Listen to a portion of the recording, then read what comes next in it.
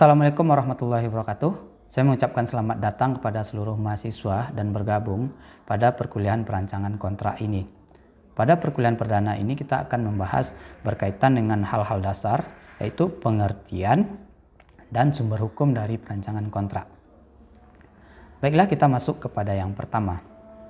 Perancangan kontrak atau kontrak drafting tidak sama dengan hukum perjanjian. Jadi hukum perjanjian yang sifatnya teori, maka perancangan kontrak ini sifatnya adalah praktek.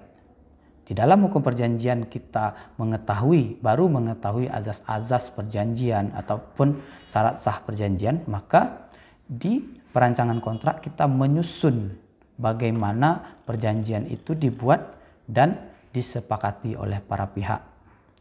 Intinya ini adalah sebuah praktek. Selanjutnya, perancangan kontrak memerlukan keterampilan. Ini jelas bahwa perancangan kontrak itu harus ada keterampilan-keterampilan, mulai dari misalkan anatomi dari kontrak ataupun hal-hal yang penting di dalam kontrak itu harus kita ketahui. Dengan mempelajari perancangan kontrak ini, diharapkan kepada mahasiswa nantinya dapat menyusun sebuah kontrak atau perancangan kontrak yang dapat diaplikasikan pada kehidupan masyarakat. Selanjutnya, berbagai teori hukum dari cabang ilmu hukum apapun mempunyai peran penting untuk proses perancangan kontrak, tidak hanya hukum perjanjian. Jadi, cakupannya lebih luas. Kita misalkan pada hukum asuransi, hukum perbankan, hukum perusahaan, itu kontrak itu harus ada, perjanjian-perjanjian itu harus ada. Jadi, perancangan kontrak itu bisa kita masukkan kepada semua bidang ilmu perdata. Selanjutnya, kontrak merupakan kesepakatan antara subjek hukum perdata. Kontrak itu kita tahu bahwa perjanjian itu atau kontrak itu adalah kesepakatan antara dua belah pihak yang di dalamnya yang mengikatkan diri, di dalamnya ada hak dan kewajiban. Maka karena hubungan antara pihak dengan pihak lain atau orang perorangan atau badan itu masuk ke dalam ranah hukum perdata atau hubungan perdata. Selanjutnya, kontrak merupakan kesepakatan yang berisi hak dan kewajiban. Ini sudah saya sebutkan pada pengertian sebelum ini. Lanjut, kontrak harus memperhatikan hukum yang berlaku. Jadi, walaupun kita bebas melakukan kontrak dengan dalih azas kebebasan berkontrak, tapi ada batasan-batasan yang harus kita patuhi. Batasan-batasan itu baik itu melalui kebiasaan, baik itu melalui undang-undang ataupun hukum yang berlaku. Selanjutnya, masuk kepada kontrak tertulis merupakan terjemahan bahasa sehari-hari dalam bentuk dokumen dan kalimat. Kita mengenal adanya kontrak atau perjanjian lisan, perjanjian tertulis. Jika kita bawakan kepada perancangan kontrak, tentunya itu sudah masuk kepada perjanjian tertulis, baik itu nantinya autentik di bawah tangan ataupun sebagainya. Jadi perancangan kontrak yang tertulis ini harus dalam bentuk kalimat-kalimat hukum dan dalam bentuk dokumen yang sah agar nantinya dapat memiliki kekuatan hukum dan bisa dijadikan sebagai alat bukti. Selanjutnya, kontrak memiliki keberpihakan. Jelas, kontrak itu ada pihak yang menerima, ada pihak yang memberi. Misalkan di dunia perbankan, keberpihakannya itu adalah bahwa perbankan itu membuat suatu aturan yang baku, kita tinggal menyepakati saja. Jadi dengan menandatangani isi atau form perjanjian dari bank itu, maka kita sudah melakukan perikatan ataupun kontrak dengan pihak bank tersebut yang nantinya kita menjadi nasabah. Dan keberpihakan itu lebih menguntungkan sebenarnya kepada bank karena isi dari perjanjian tersebut ditentukan oleh bank tersebut. Selanjutnya kita masuk kepada kontrak dapat dipilah-pilah menjadi bagian-bagian ataupun anatomi. Ini yang akan kita pelajari nantinya. Kita akan mempelajari anatomi dari kontrak itu sendiri. Selanjutnya kita masuk kepada apa itu kontrak atau pengertian dari kontrak. Sebelumnya saya garis bawahi bahwa perancangan kontrak dan kontrak itu berbeda. Jadi pada awal ini kita akan belajar atau mempelajari tentang kontrak terlebih dahulu. Kontrak adalah perjanjian. Ini suatu hal yang umum ketika orang menyebut sebuah kontrak itu kita pasti menuju kepada suatu perjanjian. Berbeda dengan kontrakan. Kalau kontrakan itu kita tahu bahwa itu adalah tempat sewa rumah, gedung ataupun yang lainnya. Selanjutnya, kontrak merupakan kesepakatan antara dua atau lebih pihak yang berisi prestasi, hak, dan kewajiban. Ini sudah kita bahas di awal tadi. Ini harus ada, karena jika tidak ada di sana hak dan kewajiban, maka kontrak itu bisa cacat, bisa batal, ataupun bisa batal demi hukum. Selanjutnya, apakah perjanjian harus bersifat komersial? Jadi, perjanjian itu tidak harus bersifat komersial. Kita mengenal adanya perjanjian, di sini ada perjanjian nikah, perjanjian pranikah, ataupun perjanjian perwalian, atau yang lain sebagainya, itu termasuk kepada perjanjian yang non-komersial. Selanjutnya, perjanjian yang bersifat komersial sering disebut juga sebagai kontrak bisnis. Ini ada dua karakteristik dari kontrak bisnis, yaitu ada sesuatu yang dapat dinilai dengan uang dan jumlahnya harus substansial. Jadi jika karakteristik ini tidak ada dalam suatu kontrak, maka itu bukan termasuk ke dalam kontrak bisnis. Istilah kontrak bisnis itu tergantung kepada daerah geografisnya juga, tergantung pada dengan siapa kita melakukan perjanjian. Di sini dapat kita lihat bahwa kontrak bisnis itu juga disebut dengan kontrak bisnis internasional, kontrak bisnis yang berdimensi publik. Kalau kontrak bisnis internasional itu jelas itu harus ada elemen dari orang asingnya. Misalkan kita orang Indonesia atau perusahaan Indonesia melakukan kontrak dengan bisnis orang lain di luar negeri, Singapura ataupun Malaysia, itu termasuk dalam kontrak bisnis internasional. Sedangkan kontrak bisnis yang berdimensi publik, karena salah satunya adalah ada unsur pemerintahnya. Misalkan kita menang tender dengan pengadaan jalan atau pembuatan jalan, itu termasuk dalam kontrak bisnis yang berdimensi publik. Selanjutnya adalah apa yang dapat diperjanjikan oleh para pihak. Pada dasarnya, para pihak dapat memperjanjikan apa saja yang dikehendakinya. Ini masuk ke dalam azas kebebasan berkontrak yang diatur dalam pasal 1338 KUH Perdata. Nah, selanjutnya kita masuk kepada apa yang dapat diperjanjikan oleh para pihak yang bagian keduanya. Kita kita ulang lagi yang tadi, atau kita flashback lagi yang tadi, bahwa kebebasan berkontrak itu memang dibolehkan, tapi harus ada batasannya. Batasan-batasan itu tentunya tentang kepatutan atau kesusilaan, kebiasaan, dan undang-undang atau hukum. Ini tercantum dalam pasal 1339 KUH Perdata. Jadi walaupun kita bebas melakukan isi atau membuat isi dari kontrak tersebut, tapi harus ada batasan-batasan yang harus kita patuhi juga. Karena kita hidup dalam suatu negara hukum. Dengan demikian, berdasarkan pasal 1339 tersebut, kita dapat menentukan apakah suatu perjanjian itu sah atau tidak sahnya, batal atau batal demi hukumnya. Jadi ada batasan-batasan yang harus kita patuhi.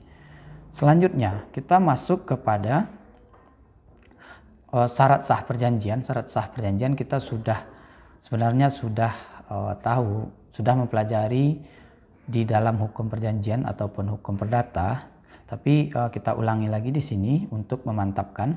Pada pasal 1320 bahwa syarat sah perjanjian itu adalah kesepakatan para pihak, kecakapan, sesuatu tertentu, dan sesuatu yang halal.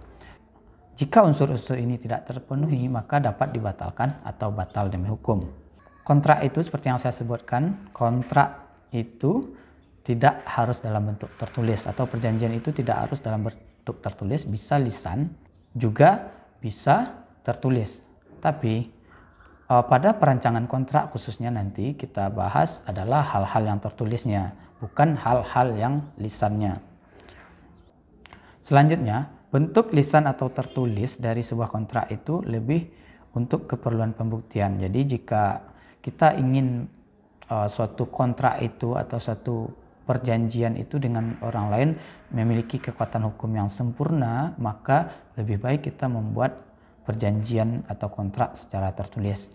Selanjutnya, kontrak dalam bentuk lisan mempunyai kekuatan pembuktian yang lemah.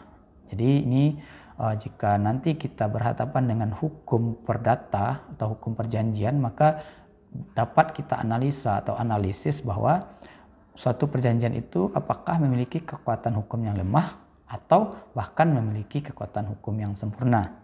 Kontrak dalam bentuk tertulis dapat dibedakan antara lain yaitu di bawah tangan, kita sudah mempelajarinya ini, didaftarkan ke notaris, dilegalisir, tanda tangan para pihak oleh notaris, dibuat di hadapan notaris. Dengan demikian, tertulis tidaknya sebuah kontrak tidak menentukan sah tidaknya kontrak tersebut.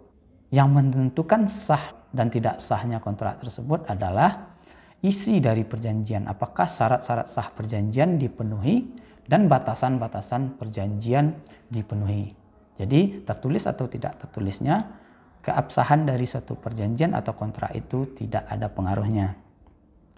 Selanjutnya, tertulis tidaknya kontrak berkaitan dengan lemah kuatnya pembuktian sebuah kontrak. Ini sudah kita bahas sebelumnya. Jadi jika ingin mempunyai kekuatan hukum yang sempurna, maka buatlah kontrak dalam bentuk tertulis di hadapan pejabat notaris misalkan, atau dengan akta otentik. Selanjutnya, kita masuk kepada materai. Kita tentunya banyak sekali atau sering melakukan perjanjian dengan materai. Apakah materai menentukan sah tidaknya perjanjian ataukah menentukan lemah atau kuatnya pembuktian? Materai itu adalah hutang para pembuat perjanjian kepada negara. Materai merupakan kewajiban pembuat perbuatan hukum tertulis kepada negara.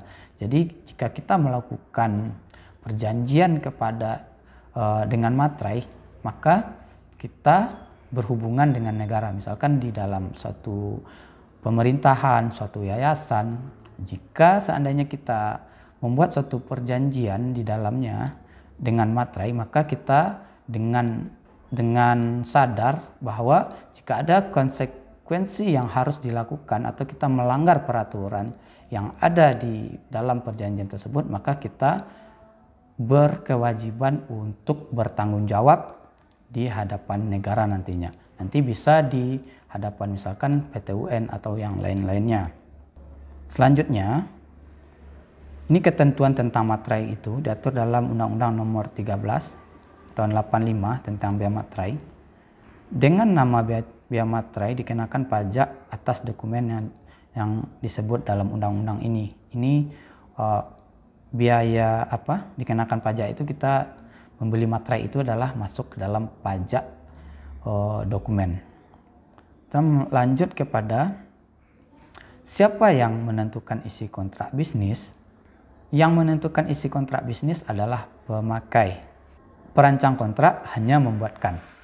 Misalkan kita adalah seorang konsultan bisnis ataupun pembuat draft kontrak bisnis, maka klien atau pihak yang melakukan kontrak itu bisa datang kepada kita tentunya dengan ada imbalan, dan orang itu menentukan isi dari perjanjian di dalam kontrak tersebut, mana para pihak menentukan misalkan hal-hal yang menjadi kewajiban ataupun hak dari para pihak tersebut. Jadi yang pembuat kontrak itu tidak ada hak untuk menentukan isi dari kontrak tersebut, tapi pembuat kontrak harus tahu tentang sistematika atau anatomi dari kontrak. Selanjutnya, perancang kontrak dapat dianalogikan dengan penjahit.